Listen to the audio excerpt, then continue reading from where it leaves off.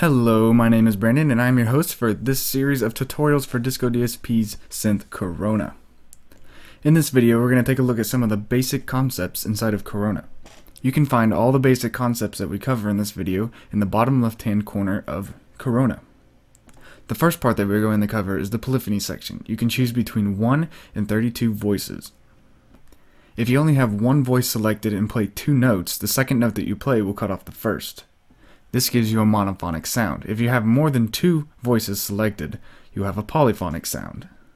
The default polyphony is set to 16 voices. If you're not going to use that much, you might want to turn it down a little bit because it uses up your CPU power. You can change the number of voices you want to use by clicking the drop-down arrow underneath polyphony. The next thing we're going to look at is the program and bank section, which is located at the bottom of Corona. You can click on the program LCD to see a list of available patches, or you can use the forward and backward arrows to browse presets or banks one by one. Just above this section is the fine-tune slider. You can set the slider between 50 and -50. The higher the number, the more precise your knob editing can be. Next, we're going to jump over to the pitch bend wheel. The pitch bend wheel does exactly what it sounds like. It bends your pitch. Not only does it do that, but it does it in real time. You can use the range selector right next to the wheel to choose how many steps the pitch will bend. The top selection gives you how much you can bend upwards, and the bottom gives you how much you can bend down. If you click the link button, it'll link both top and bottom, which gives you the same pitch bend in both directions. The modulation wheel, or mod wheel, which is located right next to the pitch bend wheel, can be assigned to several modulation matrix destination parameters. The modulation matrix is located right above the mod wheel and will be covered in a later video. Next, let's look at the play mode. In the play mode, you can hit the drop-down box and select either mono, legato, or poly. In mono mode, one voice of the synthesizer is used. In this mode, any note played will discontinue the previous one. Legato is a monophonic mode in which envelopes are not restarted when new keys are played. Poly is a polyphonic mode which allows multiple notes to be played at once. There are 3 alternative options to select also, which are mono 2, legato 2, and poly 2. These modes are the same except that portamento is only active when there is a key down. There is no portamento when the first note of the phrase is played. Portamento glides the pitch between the current note and the newly played note. The higher the value, the slower the transition progresses. Next, let's look at the master gain. Below master, there is a knob where program gain can be set.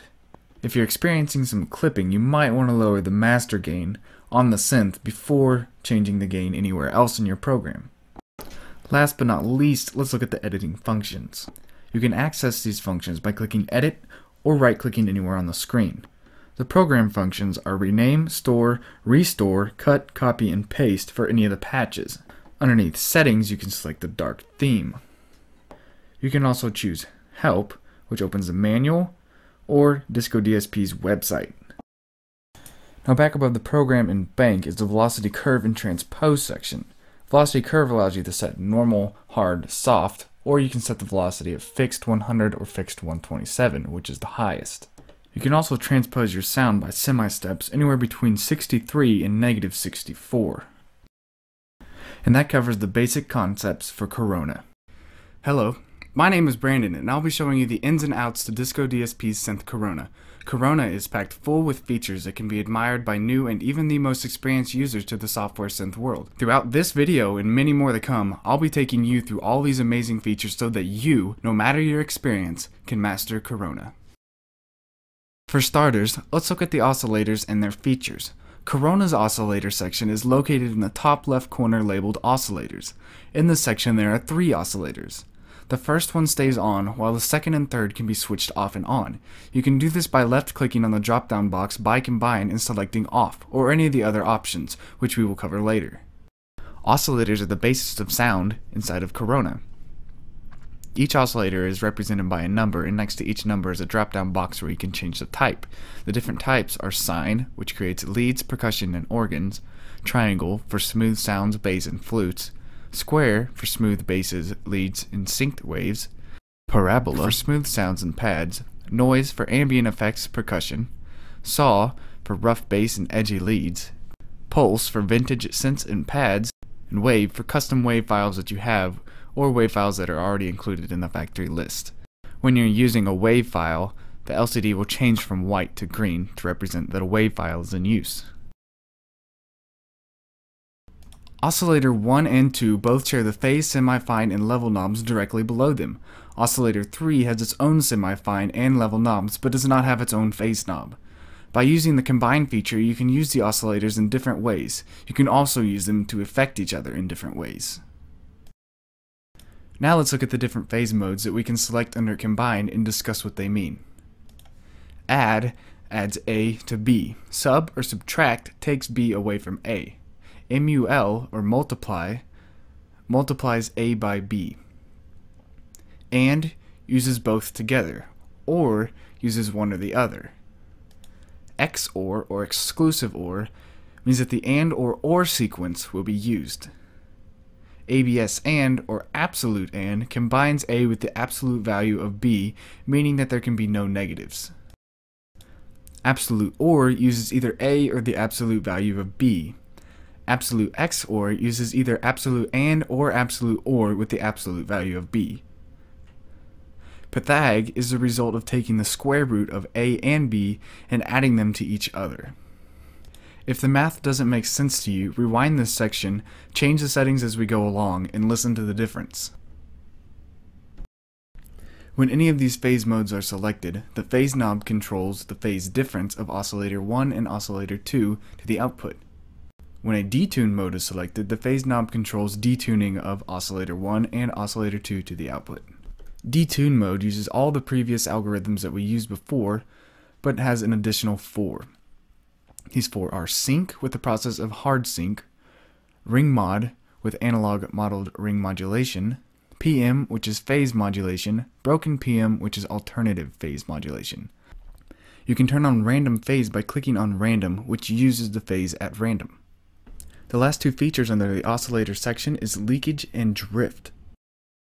You can use the leakage fader to set the amount leaked for oscillators 1 and 2.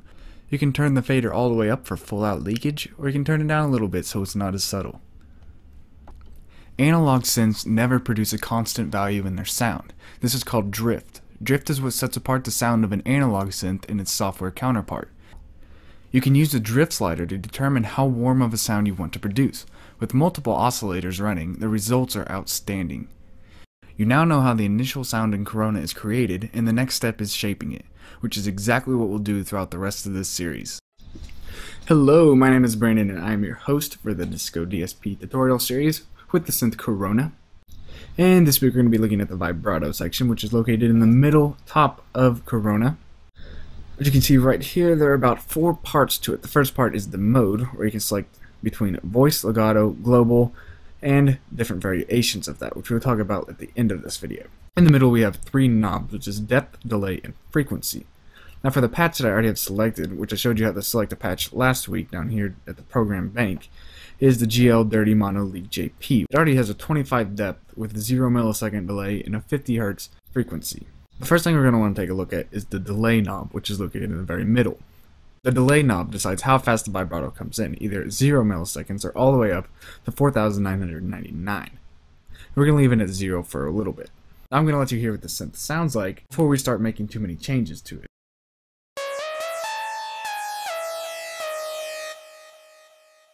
Now that we know what it sounds like, let's look at the depth and decide what it does. When the depth is set to 0, it does not allow the vibrato to interact with the sound at all.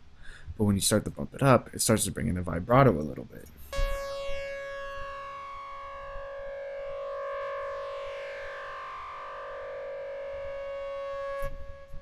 So let's bump it up a little bit so we can hear what the other ones do. Now that we have a little bit of depth of vibrato put into our sound, the frequency controls how fast that vibrato comes in. So if we have it at 0, it's going to come in really slow.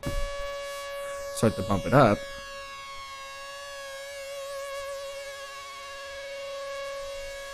It comes in a lot faster. Now let's talk about what vibrato actually does.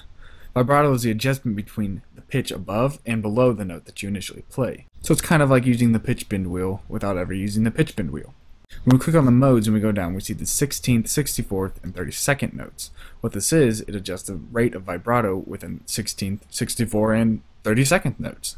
This helps you keep the vibrato under control and more in sync with your song. So let's play a little bit and start adjusting things and hear how things work out and create a whole new different sound just with 3 different knobs.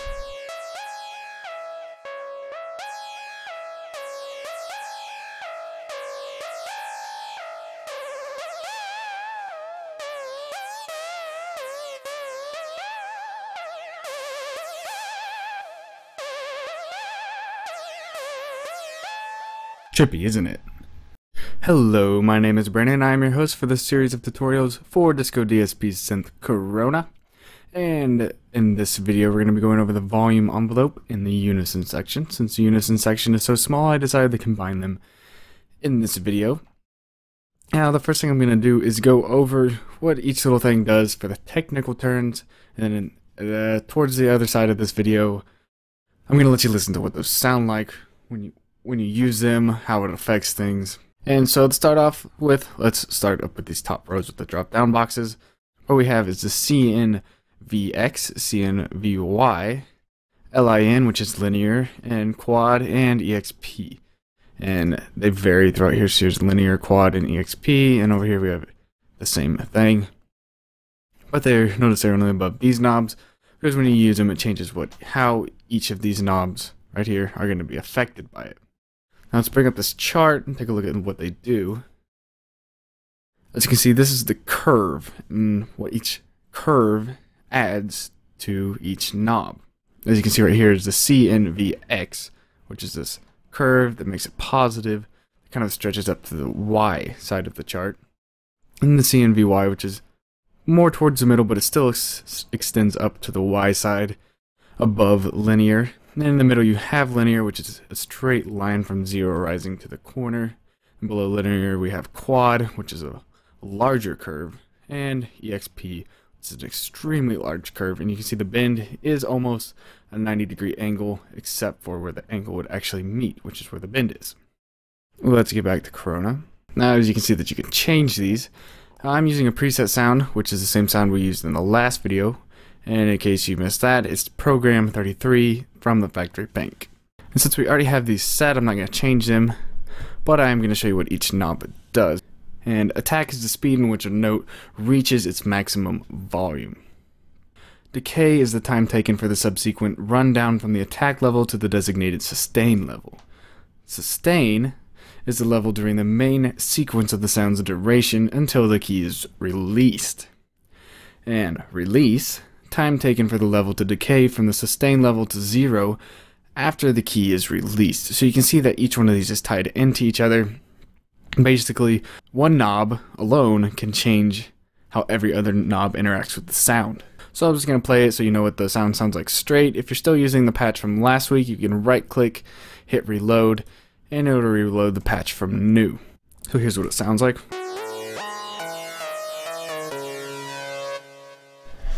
And I'm going to adjust attack and let you hear what it sounds like, then I'll explain what it's doing.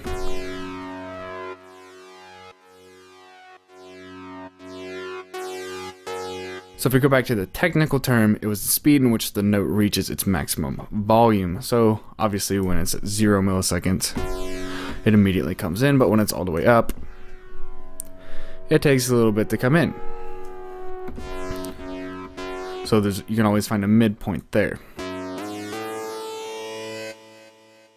Now decay, looking back at the technical term, was the time taken for the subsequent run from the attack level to the designated sustain level. So since we already have the sustain all the way up, I'm going to let you hear what the decay sounds like.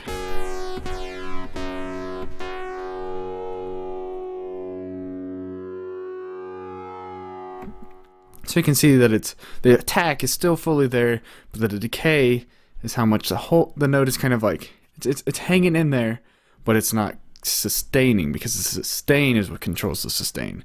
It's a little bit confusing, but once we go to this sustain, you'll be able to tell the difference between decay and sustain.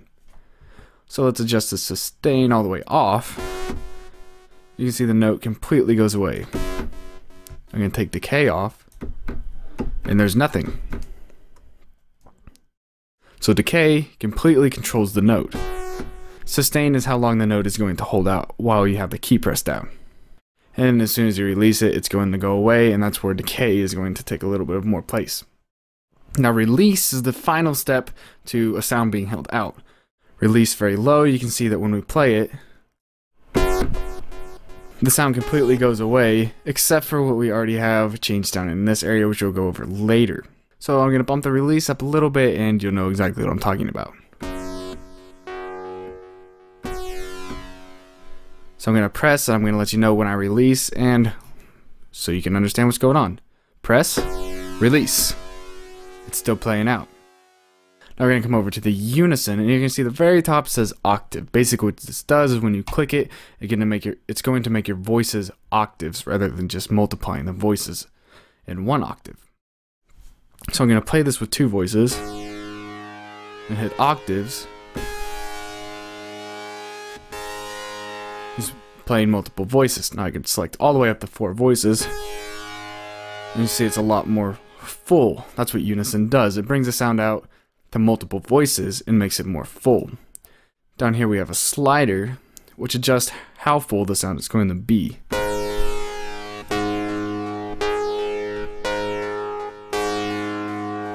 So all the way down here, this is where your sound is directly in the middle of your headset.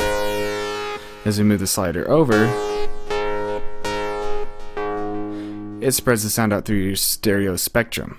Now the knob in the middle of the Unison section is the detune knob, which just sets voices pitch range spreading amount. So we're going to play this with it all the way down. We're going to bump it up a little bit.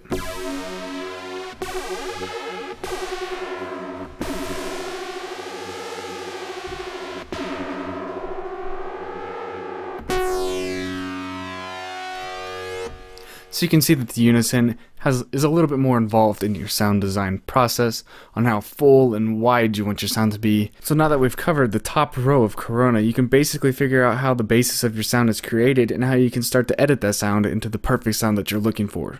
Hello, my name is Brandon and I'm your host for this tutorial series on discoDSP's synth Corona. And this week we're going to be looking at the filter section, which is on the left middle of your synth Corona. And I'm going to start from top to bottom, showing this little gray area to the middle, and then down here where the volume envelope, post, and pre section is. The first thing you're going to notice is this green on if the filter was turned on with the sound you have. And the sound that I'm using in this is number 33 in the program bank, factory bank, which is the dirty mono lead JP, which we've been using in previous videos. And so if you click on, it's off. Off will be this dark, and then on will be green. And right next to that is the types. I'm going to open it up and you can see that there's 7 of them. And I'm going to go through each one and explain what they do. And basically what the number behind each thing means how much of a roll-off there is. It's a decibel roll-off. So LP12 has 12 decibel roll-off, or negative 12 decibel roll-off. And the LP24 has a negative 24 decibel roll-off. So we're going to start at the top with the LP12. It's a 2-pole low-pass filter that will cut off all spectrum ranges above the cutoff frequency, and it has the roll-off of negative 12 for each octave. Now the LP24, which is like the LP12, but it's a 4-pole low-pass filter with a negative 24 decibel roll-off per octave. Now the difference in the LP24 and the 12 is the 24 has a steeper frequency curve response. And next we have the BP12, which is a 2-pole bandpass filter.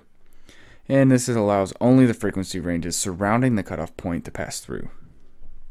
And to control this, you use the resonance, which is right here. This button, or this knob right here, is what controls the bandpass filters. And next we have the BP24, which is a 4-pole bandpass filter and does the same thing, which is only allows frequency ranges surrounding the cutoff point to pass through. And the resonance knob also controls this. Next we have the HP12, which is the high pass 12, and this passes frequencies above the cutoff point and cuts all the ranges below it. The roll-off for this is negative 12, as mentioned in its title. And next we have the HP24, which is the opposite of a low pass filter and does the same thing as the HP12. It passes all the frequencies above the cutoff point and cuts all the ranges below it. And the very last one we have is the BS24, which is a special 4-pole lo-fi band smash filter, which is pretty epic if you ask me. Now the sound that we already have chosen has the low pass 12 filter, so that's what we're going to stick with. And the next thing you have in this section is shape. And if we look at it, we can see we have 7 more options in this shape. And I'm going to explain what each one of those do. First thing we have is the tan H, which is a hyperbolic tangent.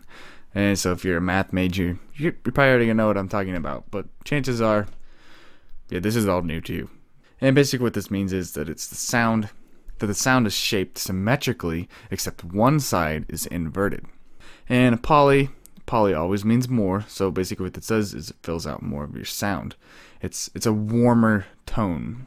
It'll give you the warmer tone. And ASYM, or asymmetric 1, it mirrors the filter and centers it, so all the sound is centered towards the middle. And the asymmetric 2 splits up the sound in stereo form, so instead of it sitting in the center, it'll be parted and sitting on side to side. And next we have the hard limit, and the hard limit is the maximum value that your sound can raise a soft limit to. Now when we get back into the middle, we have knobs, which are the cutoff, resonant, drive, and key track. The first knob we have is the cutoff, and I'm going to go ahead and play the sound that I have selected so you know what it sounds like with this 106.4 Hertz cutoff. And that was pressing down really hard, so it has a really high velocity. And now I'm just going to tap the keys really lightly, keeping everything at the same cutoff.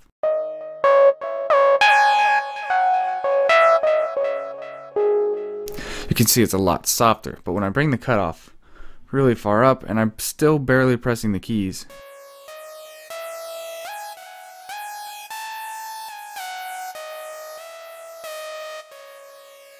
you can see that the higher frequencies are brought out, and in this specific sound, the higher frequencies is where all the punch is in the sound. So even when I'm pressing lightly and having a really low velocity, the punchiness of the synth is going to come out, and that's what the cutoff section does. I'm just going to go ahead and bring it, go ahead and bring it back down to where it was.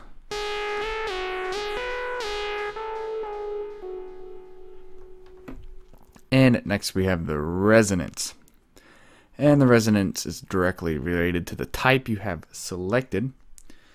So right now where we have the resonance, it's affecting our sound just a little bit, which I like where it's at, to be honest. And it's just enough to notice it, and if you were to take it completely out, it would completely affect your sound. So I'll let you know what it sounds like, I'll take it completely out, and then I'll bring it up to let you know what it actually does in full force. Now I'm going to take it out. And I'm going to bump it way up.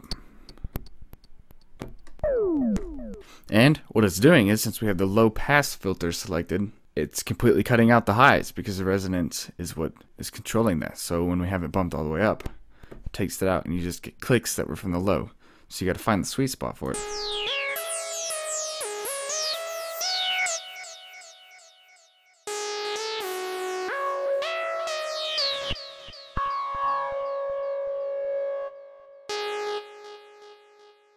And next we have the drive, and what the drive does is it's how much the filter is affecting the sound that is running to it. So right now it's setting at 0, which I'll have it played for you. And when I bump it up, you can see it's a lot stronger and that the filter is affecting it a lot more. And when I drop it down, it's a lot more of the original sound that's coming through.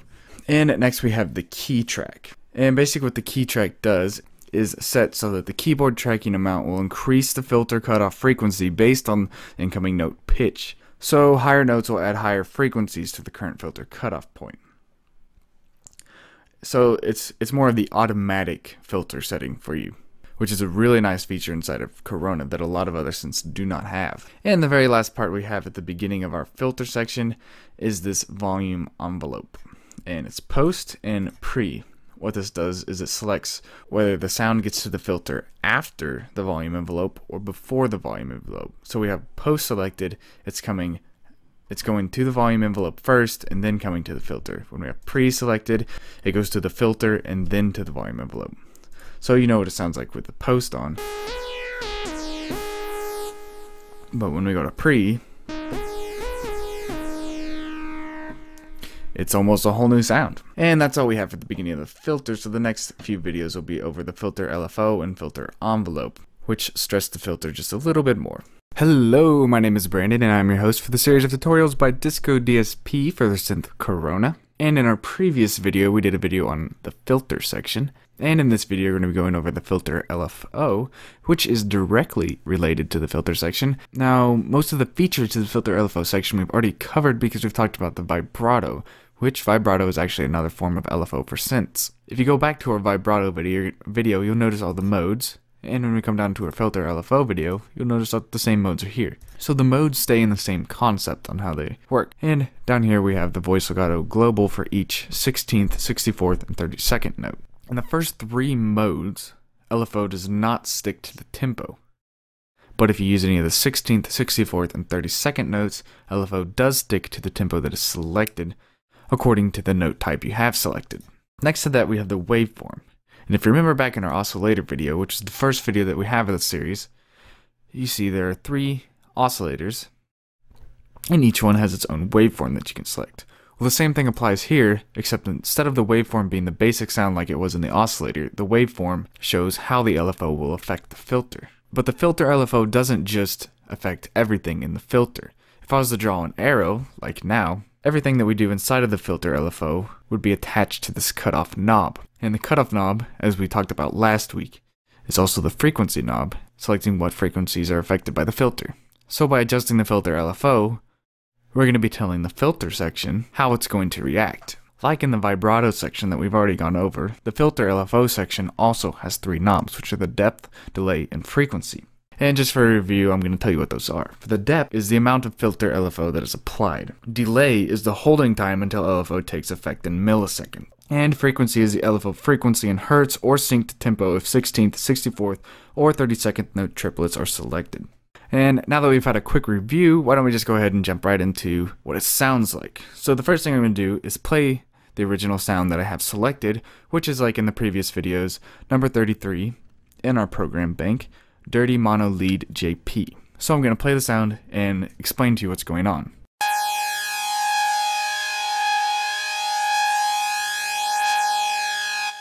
You can see that the note starts in hard and strong, but a little ways into it there's a little bit of a roll off. Instead of the sound being hard and continuous, an underbelly starts to develop and rises to this top, almost like a bubble rising through water to the surface. So let's listen to that again and see if you know what I'm talking about.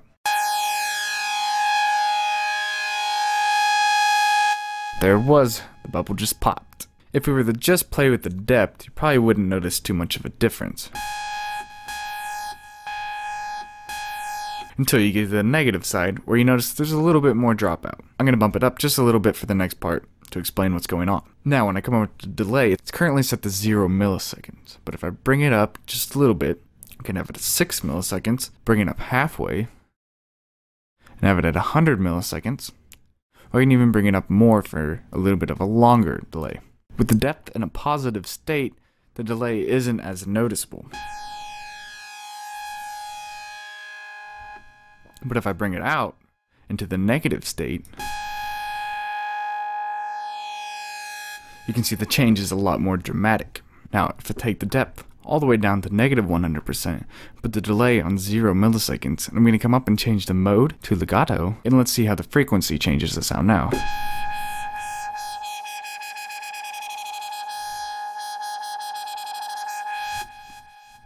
With the depth all the way down, the sound doesn't play out to its fullest. If we bring the depth all the way past and all the way to 100%, then you can really hear the sound to its fullest.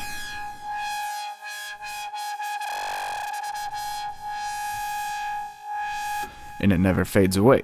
So if you're really into dubstep, or you'd rather just make your sound a little bit more dynamic, I'd highly suggest tuning your sound a little bit in the filter LFO section. Hello, my name is Brandon and I'm your host for this series of tutorials for discoDSP's synth Corona. In this video we're going to be going over the filter envelope section, and before I get directly into that I'm going to explain kind of the chain of command for the filter envelope and the rest of the filter section.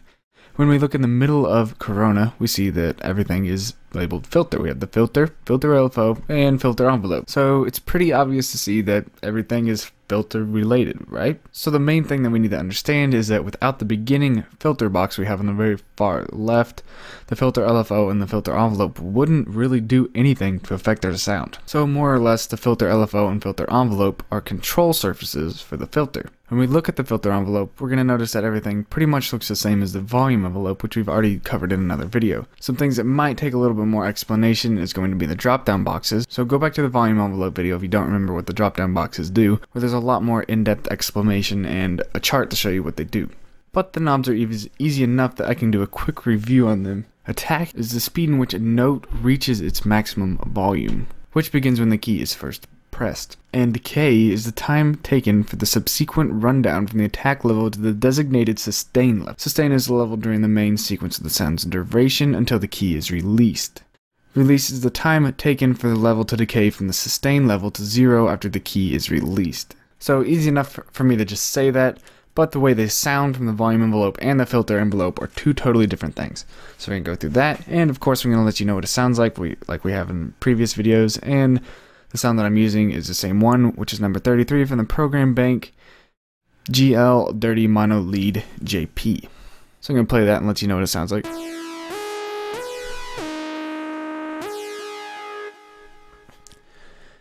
And let's adjust the tack a little bit.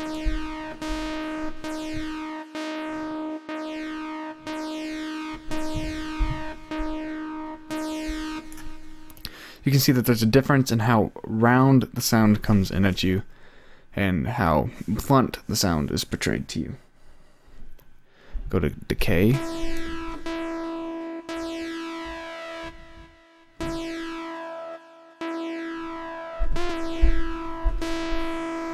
When you have the decay higher up, there's more of the sound is saved to be released later. When you have the decay down, it's kind of all brought out at once, and it's a little more mellowed out. Sustain is something that we all know, but how it sounds through the filter might be just a little bit more different. So I'm going to play a note.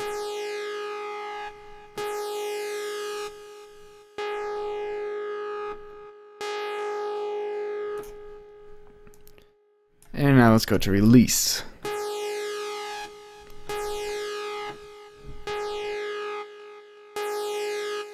So you can hear how each one has a little bit of a different effect, even though you may not notice it as much over here. If we were to start adjusting things back over at the filter again, each adjustment that you made over here might be brought out a little bit more. Now the only thing that's different in the filter envelope from the volume envelope is the modulation knob.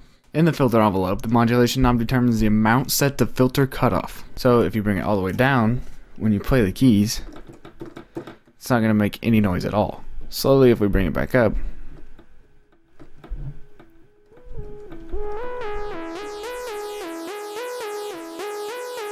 you can see that more gets sent to the filter cutoff. And that's all there is to the filter envelope. And don't forget that if any of this was a little bit confusing, go check out the volume envelope video that we did previously, and it'll explain a little bit more visually for you. Hello, my name is Brandon, and I'm your host for this series of tutorials for discoDSP's synth Corona. And in this video, we're going to be going over the Modulation Matrix section, which looks a lot more intimidating than it actually is. And we're going to be using the same patch as we have in previous videos, which is number 33 in the program bank, or GL Dirty Mono Lead JP. So when you first look at this section, you see, okay, it's all drop-down boxes and sliders, compared to everything else when we're used to knobs. And since we're kind of familiar with the knobs, we look at the drop-down boxes and we see everything's labeled to what all the other knobs are labeled. So it's safe to conclude that these drop-down boxes link all these knobs together somehow. And if you're unsure how, well, that's why I'm here. So let's take a look at the basic structure of the modulation matrix. At the very top, we have two buttons that are labeled 1 through 4 and 5 through 8. What this does is gives us two sections of the panel you see now. We have 1 through 4, which you can see there are 4 rows, 1, 2, 3, 4. If we hit 5 through 8, it opens up a second page of these. And this literally gives us thousands of combinations that we can use to make our sound expand even greater. So let's look at what the drop-down boxes do. The first row, which is purple, is the modulation destination. Right after the purple row, there are 2 black rows, which is your modulation sources. So let's take a look at the very first row. The destination is the level. So level is back at our oscillator section. So we know our destination is level. So the source, meaning what's going to affect the level, is selected as velocity. Velocity is how hard you hit your keys on your keyboard. So depending on how hard you hit your keys is going to affect the level of your synth. So the harder you hit your key, the louder your synth is going to play out. Okay, that makes pretty good sense. So the second box that we have that you can also assign to level is selected as none. When you have none selected, that row is disabled. Let's take a look at a row where both sources are selected. Let's go to row 3 and look at phase. Phase is also located in the oscillator section, and as a source we have the filter LFO and the mod wheel. The filter LFO is located in the middle of Corona, which when we talked about, we said it controlled the filter. In this case, we're going to be able to use the filter LFO to also control the phase, kind of as an alternative routing, while it is also controlling the filter section. So it has dual purposes. In the mod wheel, which you can either use the built-in mod wheel on the Corona synth, or you can use it on your keyboard, it is also assigned to the phase. This means that when we use the mod wheel, that is going to be what allows the filter LFO to access the phase in the oscillator section. I'm going to play a note and let you know how the filter LFO is going to affect the oscillator section while I'm using the mod wheel.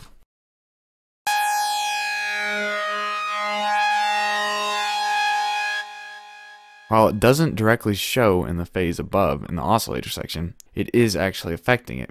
So if I was to go up there by myself with my mouse and play a note and adjust it with my mouse, you'll be able to hear the same thing. But if I go even further, it doesn't sound anything like it did when I used the mod wheel. Right next to each row is the slider. And the slider has a plus and negative side. In this row it's at plus 12%, which means when you have the mod wheel at max, it's only going to allow 12% of the phase to be used, setting a max point. If I was to adjust the 12% all the way up to 100%, it would allow me to use the full 127 value of the phase knob, sounding like this. Just like it did when we were doing it by hand. And since this page is already full, we could go ahead and switch over to the 5 through 8 section, and we could add our own where nothing is already set on the program bank file. You can kind of consider the modulation matrix as a patch bay, or how you would hardwire synth if it was a hardware synth. Now you can start assigning all of your envelopes and LFOs to parts of your vibrato and oscillators. Just when you think you're running out of options, Corona decides to beef it up a little bit.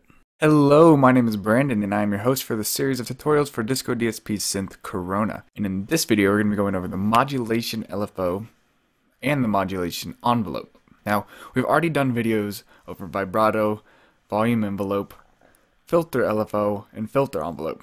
So we kind of have the idea of what an LFO and the envelopes do. If you want the most in-depth explanation for what each knob does and what all the drop-down boxes do, I suggest going back and watching the Vibrato and Volume Envelope videos. Since we've already gone over these, all you really need to know is the routing for the Modulation LFO and the Modulation Envelope, which is what sets these two sections apart from the other envelopes and LFOs. The LFO and envelope for the modulation section is only used when you have it assigned in the Modulation Matrix, which we covered in the last video. I'm using the same patch that we've been using, which is from the program bank, number 33, GL Dirty Mono Lead JP.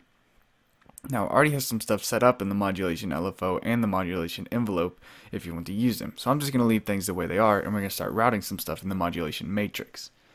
If we want to use it, we have to route it through a source, which is one of the black boxes. I'm going to use the first one, which is level and velocity, because the second black box is already open. We're going to hit the box, and we're going to look for the Modulation LFO. Now that I have it selected, the Modulation LFO is now going to affect the level.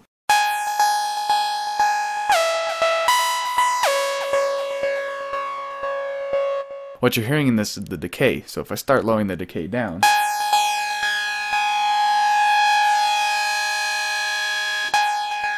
you can see it goes away. Now if I go and turn this back off, you'll notice it doesn't do anything at all. So now let's try the Modulation Envelope.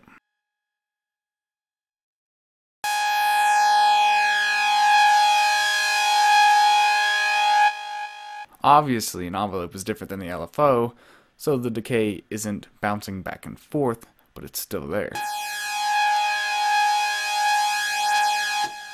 And that's all you need to know about the Modulation LFO and the Modulation Envelope.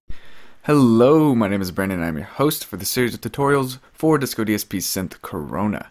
And in this video we're going to be covering the effects section, which is the very last section inside of Corona. It is located in the bottom right corner. So let's take this from the left to the right. Let's start with chorus. The chorus is an effect that combines a delay set to a relatively short time to create a doubling effect. The chorus also has an LFO set relatively slow, which modulates the delay time. And to turn this on, all you have to do is click on it and it will turn purple. Or if it's already purple, to turn it off, it turns black. Next to that we have the delay. Delay adds a spacey echo effect, or it widens your sound. You can sync left or right delay to host tempo by clicking sync. Right below delay we have the cross and sync button, and the sync is how you sync that delay to the tempo. And right above the sync we have the cross, and the cross button adds a cross feed to the feedback output, resulting in a stereo bouncing delay, which is useful for 3D effects. Move back to the left, then we have the mix knob, and the mix controls the delay effect amount. This controls how much of the effect is being sent to your actual sound. If we go back up to the top, we have the limit release. Now to turn on the limiter, there's a button right underneath the master, which is purple if it's already on, black if it's off, and that's how you turn it off and on, is by clicking on it. The limiter decay time can be set with this limit release slider. Now underneath that we have the left, right, and feedback knobs.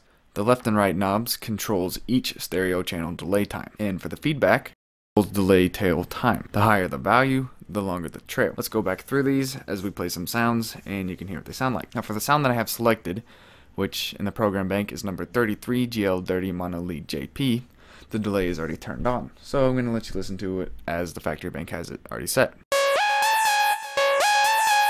The delay is that part that trails off after I finish playing it. So when I click it off,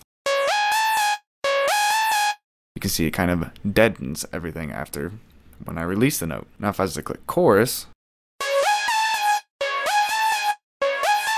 you can see it's an entirely different effect. It, but delays it. That's why you get that weird effect to it. Turn them both on, and they both work together. Now the mix, let's see what that does. Turn it all the way down.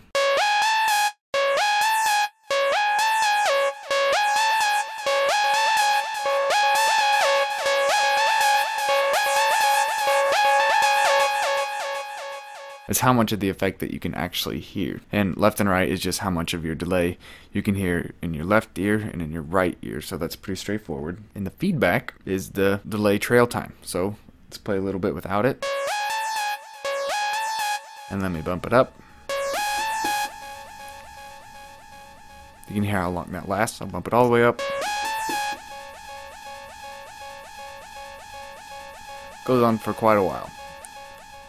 And that's all you need to know about the effects section.